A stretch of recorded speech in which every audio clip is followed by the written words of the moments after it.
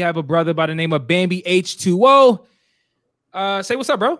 What's poppin', gang? Y'all know the fucking Vizion. It's your boy, Bamby H2O. Let's go. Drink more water, hoes. That's true. Hey, I got my water right here. It's a little spiked. Man. It's a little spiked, bro. But I got, man. This is water, nigga. Yo, this is water, man. Yo, listen, I love water so much. I love water so much that I drink out of 2 cups simultaneously. Nobody fucking with me. Nigga, you're a pioneer, bro. That's some shit, bro. I wanted to bring you on to talk about this topic that I stumbled upon on Google News, where I found out that BBC reported on a rising rapper or artist, probably I don't know how you feel about the term rapper, but whatever. You don't care? I know some people in particular. I get it. I used to care up until like 2 weeks ago, but now I don't really care anymore. I'm like, wait. Okay, so was it the story that made you not give a damn? Is that no? What it is? It was a mushroom trip that made me not give a damn. Ah, shit. Brother, we are not in Oregon where everything is legal under the I just had a mushroom trip the other day. New York ain't shit legal here. Well, actually, weed is legal now. Allegedly. but no. Seriously, on a serious note, I wanted to bring you on, and I appreciate you making time because. I felt that BBC was trying to shit on you in a way. They were shitting on you. Yeah, they kind of straight up. They were shitting on you. And I wanted you to talk about it because I know you put up a video talking about it, but I feel like you had more to say. I just felt like there was more you wanted to say. I just was listening. So first and foremost, the song that we're talking about that got banned in the UK is your song that you dropped called Over It, right? Yes, sir. I think it almost has like 1 million views, damn near. So if you guys haven't heard it, go check it out. It's a really dope song, dope visuals. But they had a problem. They, as in the ASA, I think the advertising standard, whatever the hell that shit's called. They had an issue with the visuals where there was some questionable things according to them in the video. So what's your response to this, bro? All right. Well, here's how it works. Right now. We got an email from them like probably a month before that article came out, and they were like, yo, you're in violation of some of our policies. Then this email's from the ASA, keep in mind. I didn't even know what the ASA was until they fucking hit me up. You know what I mean? Like, I never heard of the ASA.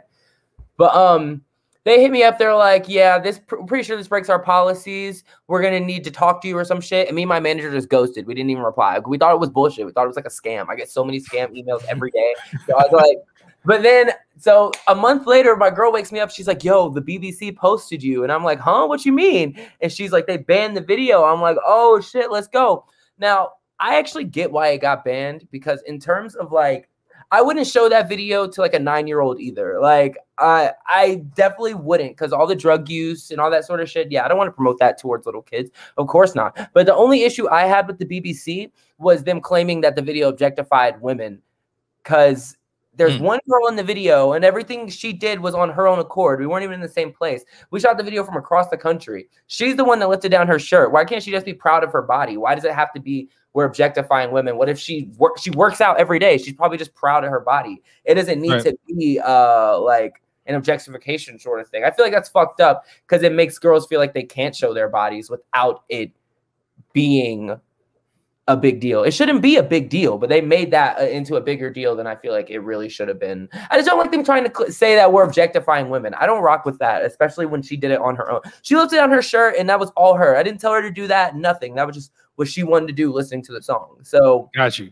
That's weird and kind of like, I don't even know how to really take that, but I kind of see what you I kind of see what you're saying. Like, see, this is kind of akin to the combo we literally just had about Lil Nas X's video.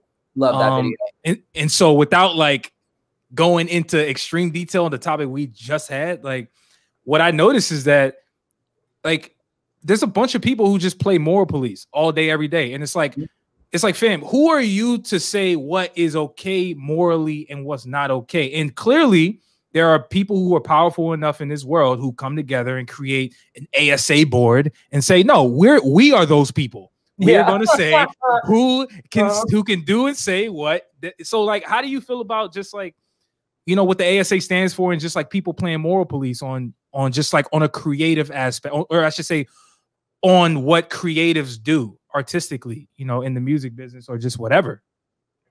Well, I feel like there's a big issue right now in terms of, now I'm all for cancel culture and I'm all for the Me Too movement. Like I'll be one of the first people to tell you that I am in full support of Me Too and everything. I feel like it makes a lot of these fucking scumbags in Hollywood and just the world have to walk on eggshells because they can't just do whatever they want. So I am all with that, and I think that's great. But I do think this time period that we live in, people are very quick to jump to conclusions without looking at the intentions behind something.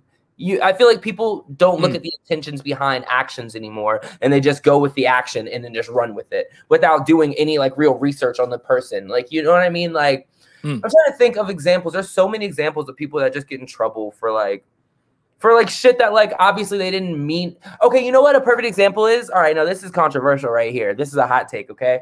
This is a hot take. Oh boy. Hey, look. Hey, by the way, you on the Ill-Advised Wise Guys podcast. This is what we're about. We're about being ill-advised but being wise. So yeah, I love that. Let's go. Hot takeaway. Hot takeaway. No, I'm telling y'all, this is a controversial hot take. So we're 3 black men on this live stream, right? Wait, how old are y'all? I'm about 45. Stop playing with me, bro. Stop playing. No, I'm 33. Actually, my birthday just came last week. I'm 33. Oh, happy belated, dog. Thank you. Thank you. So that's why I went to Charleston to party down there. True. Yeah. Right, I'm 32. All right, so 32. So we might have different mindsets on this exact subject, but there was a country artist, okay, Morgan Wallen. He got in trouble. No, he's like one of the biggest country artists out right now, bro. It's some great music. But he got canceled a few weeks ago for throwing around the N-word, right? The country singer, white country singer. Of course, niggas gonna be tight, bro. Like, niggas gonna be tight because nobody wants to hear you say that. But wait, hold on. He did that on record? No, not on a song, but like in a video. TMZ posted it and everything. But I got to tell you the backstory behind the video. Damn. All right, so look. So the person he was saying nigga to was another white guy. Like they were in like a street fight, bro. Like it was like a street fight. Morgan Wallen's, all of his friends are like just black dudes, bro. Like his whole crew is just like black dudes. So I guess they got into some scuffle outside of a bar, because you know country dudes like to fucking get drunk and start throwing hands, whatever, do your thing. And he was like, yo, nigga, I'm gonna beat your ass or some shit. And that video got leaked, and it fucked him up, bro. It fucked him up. But to me, it's like, I look at the intentions behind what people do and whether or not they had the intent of being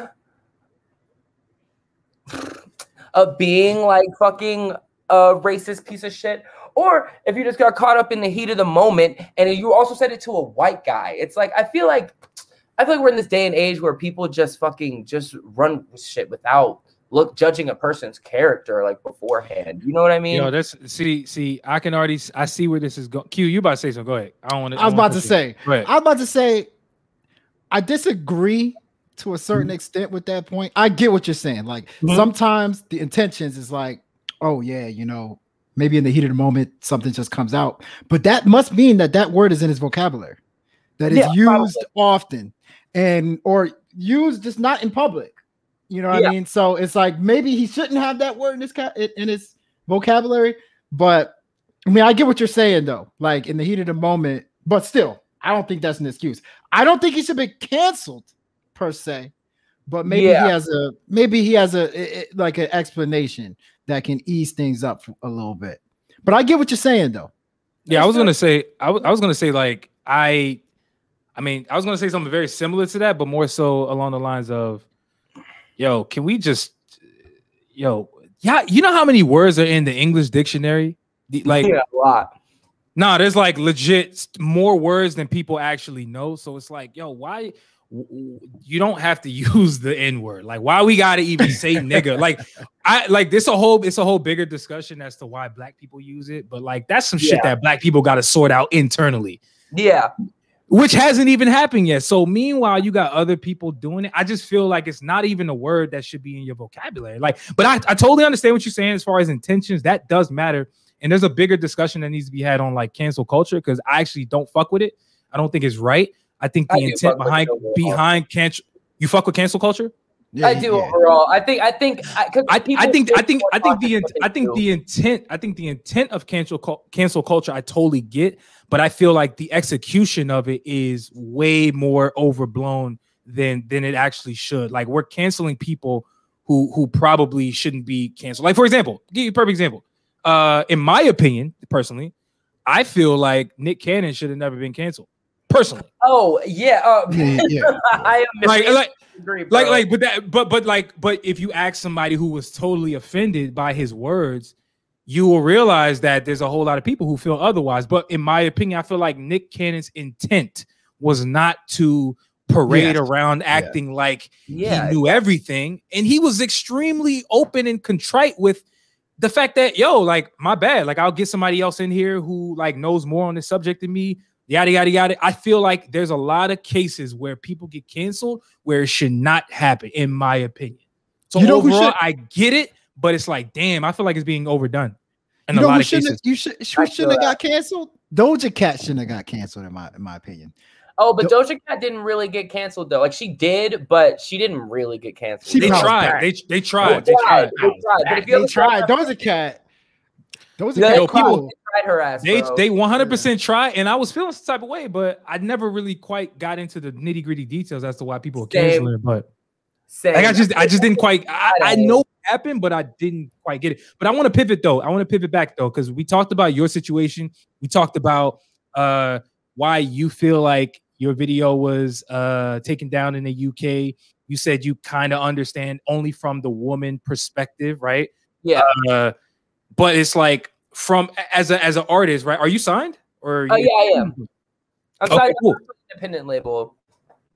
Got it. So as an artist that's on the come up, which is what I would say you are, right? You probably agree with that, right? Like, you're on the come up. How do you feel like you need to moving forward, and like, what's some advice that you can give to like other artists that are looking to advertise their videos that have questionable content in this space where we just talked about it? Like, people are overly sensitive. Like, how does that work? Like, what would you say? Well, honestly, there's two answers to that, and they're very different, but I feel like you have to find the happy medium between both. I feel like, one, you should not compromise your art. I feel like your art shouldn't, and like, I feel like deep down you should do what you want to do, like, regardless of anything. If it comes down to art, because a lot of people are gonna tell you not to do stuff until you do it, and then you do it, and it's like, oh shit, this shit fire, bro. Like, it's like crazy as shit. So sometimes you just gotta like, amen. That's how it goes. That's really how shit goes. And but then on the same other side though, if you're going to do that, if you're going to be completely uncompromising with your art, you have to also take whatever comes after that. You know what I mean? Like, it's you can't be fucking, you can't have a super squeaky clean image while also having a super like, edgy. You know what I mean?